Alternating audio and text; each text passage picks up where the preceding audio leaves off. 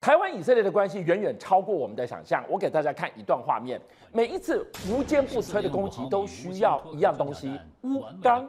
今天马老师为大家来揭秘，原来台湾的钨钢大王廖万龙曾经到过以色列，而且那一次非常特别，由当时的总理纳坦雅胡亲自接待，专车安排，让他独自包揽死海的美景。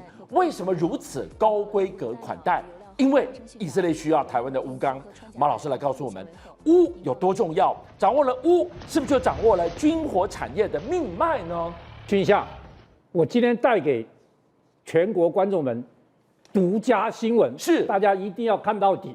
好，中美贸易战，大家都觉得老共的法宝是稀土，对，错，还有一个暗杠的法宝钨钢。今年2月8号。中共下令钨钢减产、减出口量，这一下你知道发生什么事情吗？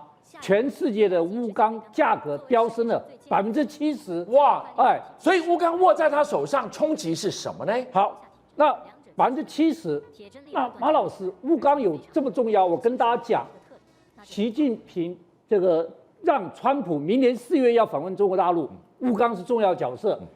这个川普要让俄乌这个战争停止，钨钢是重要角色。来，我简单介绍一下钨钢。钨钢呢，中国大陆是全球最大钨钢生产国，它占了80%的钨原料。钨钢有5大特点：3高2烂。第二高密度，第二个高硬度，第三个高强度，第四个耐磨损，第五个耐高温。好了。马老，这5个是什么东西呢？它会用在哪里呀？我告诉你，什么地方都用。它叫做工具中的工具，是工具的牙齿。所有工具，半导体、这个火箭、航太事业都要用到汽车工业，但是最重要的是军火。打仗是。我讲个故事给你听。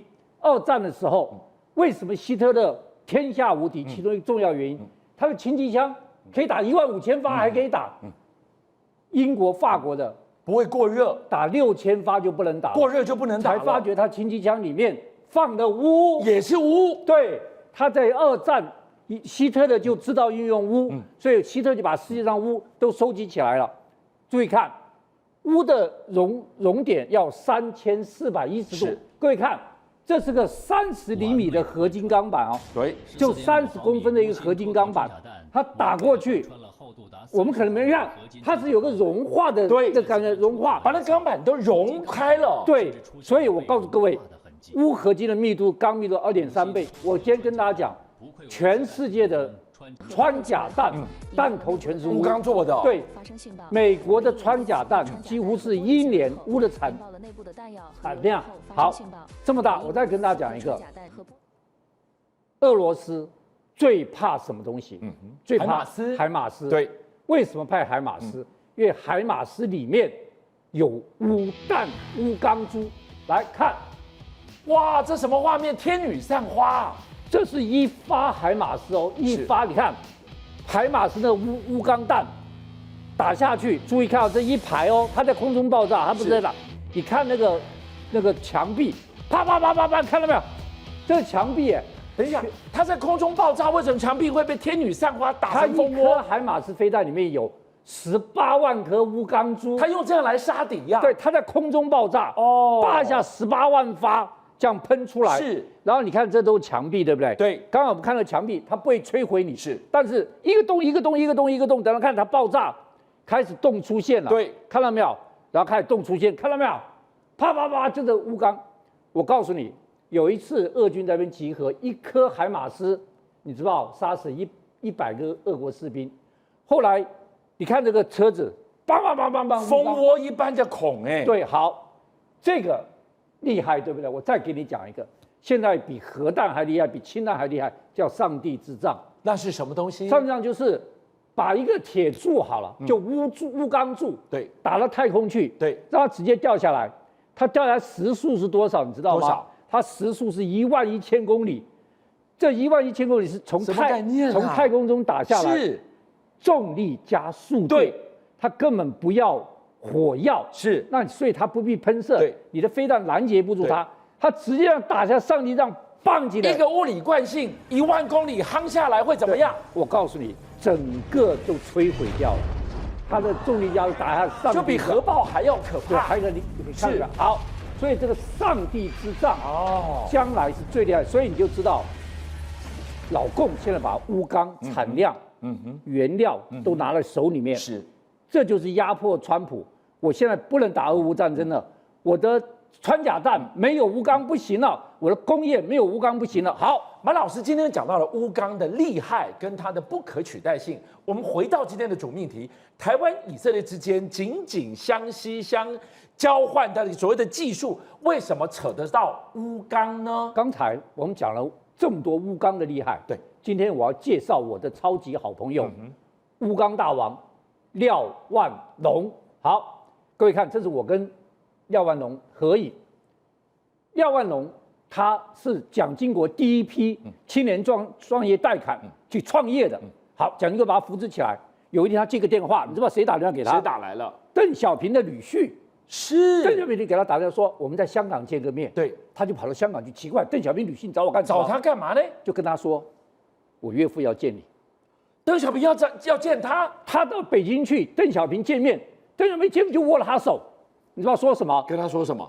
全世界的钨钢原料，我们大陆75%，但是我们不会用，我们不知道怎么使用。那钨钢大王他知道怎么提炼，对，你来帮我提炼。是，就在厦门弄了春宝钨钢厂，对，变成全世界最大的钨钢厂。是，廖万龙变成世界钨钢大王。各位观众，我跟廖万龙在的这个地方是什么地方？这个在哪里的空间？厦门春宝钨钢钢铁厂，在他的公司，就在他的厂里面。是，我在厂里面跟工人们一起吃中饭。是，好，重点来了，邓小平说你给我盖钨钢厂，盖世界最大的，我原料全部给你。对，他在厦门盖，厦门当时的副市长是谁？是谁？习近平。我的天哪！我告诉各位，是你走进这个房子，对，最大的一张照片，他跟习近平两个坐在路边摊吃，是不是小桌子哦？就是路边摊，这就是一个坐长板凳上就在路边摊吃。我跟大家讲，我的好朋友廖万龙10月18号往生了，是，他们家人接到有人来吊唁，谁？习近平。习近平透过管道向台湾他们家人表示他的哀悼，这可能是习近平私下第一个对台湾的人去世表示哀悼。为什么？因为他是钨钢大王。好，他变钨钢大王之后，马英九当总统，说你回来吧，对，回来，把技术啊，什么钨钢啊，是给台湾回来分一点啦。2008年他回台湾，他叫做我是鲑鱼1号，他是鲑鱼1号，鲑鱼返乡，对，鲑鱼返乡，第一只大鲑鱼回来了，第一只大鲑鱼回来了，所以全世界都找他合作。德国还有一个钨钢大王，世界双强，是德国找他说，我们俩合作，我们一合作，天下无敌，就垄断了，所以他们现在天津又盖了一个世界最大的钨钢厂。是，这时候发生一件事情，邓小平打电话给他，习近平打电话给他，纳坦雅胡打电话给他，以色列也闻风而至以色列对，给他说，你廖先生，你到以色列来吧。我跟大家讲，以下照片都是我独家，而且廖万人亲自给我的。是，以色列叫他去，他就去了。注意看这一张，哇，有图有真相哎！我问你，刚才我们的那个外交部次长到以色列去，他看到纳坦雅胡吗？当然不是，外交部长林佳龙自己到以色列，是他见得到，你也见不到，你也见不到。纳坦雅胡亲自迎接他，是亲自带他去谈，还没完。各位看，他到以色列24小时，完全是军人保护，24小时军人保护，这还不算，这是明目的军人，后面便衣的保镖，24小时给他保护。第三个，出入全部坐直升机，然后他到死海去游泳，注意看，为什么没人？为什么就他一个人游？对不起，清场让他游，全部只有2个字：钨钢。所以乌钢大王他手握全球最大的乌钢资源，让纳坦雅胡把它奉为国宾等级啊。当然，纳坦雅胡对了2个原因，第一个原因是因为也不一定军火。我跟各位讲，你都用了我们这个春宝的乌钢 ，iPhone 哦，我知道这个 iPhone 的里面的乌钢也是他提供全的，部它春宝出产的。是，还有你开法拉利，对，法拉利好多乌钢，全部都是春宝的乌钢。所以第一个，这个现乌钢断货，全部人全世界50个国家，天下大乱了，天下大都希望他供货。是货，我跟你讲，法拉利、iPhone 都是他供的货。对，第一个你要供我货，第二个不能中断是什么东西？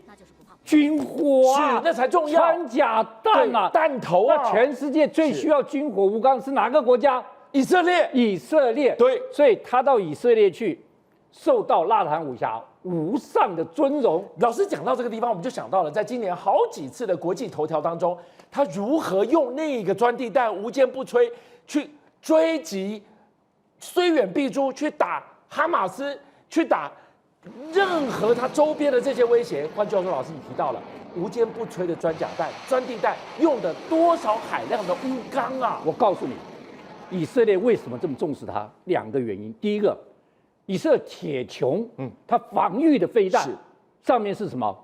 乌钢。乌钢。第二个，它去致命武器，当然我是不赞成，但那个厉害，致命它去打的那些穿甲，尤其是钻地弹。钻地弹，你讲对了，能够钻到深入底下去。是乌钢的特性，坚硬，是高密度，熔点高，然后它能烂，所以它可以钻地弹，钻下来打哈马斯的地弹，全部都是乌钢。是，所以以色列现在第一个，因为乌钢线产量减，我必须要进口乌钢，民生物资、工业物资、半导体物资、航太公司、军火公司都要乌钢，所以乌钢大王为什么邓小平重视他，习近平重视他？来，你们看这个照片，全部都是习近平跟廖万龙，习近平跟廖万龙，习近平跟廖万龙，习近平跟廖万龙，所以乌钢现在是世界上最顶级、最重要。57报新闻的所有好朋友，俊相又来了，谢谢大家，是你们的订阅数加持了我们，让我们在4月6号中午过后破100万了，多不容易！你知道每一天晚上9点到11点，他在播的时候，我要盯着直播人数升还是跌，一觉醒来我要去看有多少人来点阅。一段时间你们给了我100万的订阅，真的无限感激。最后，我要跟大家瞪眼看，再一次谢谢你们大家，同时请介绍更多好朋友来支持57报新闻。俊相还有优秀的57报新闻团队会继续为大家每一天挖真相。Come on, come on, come on.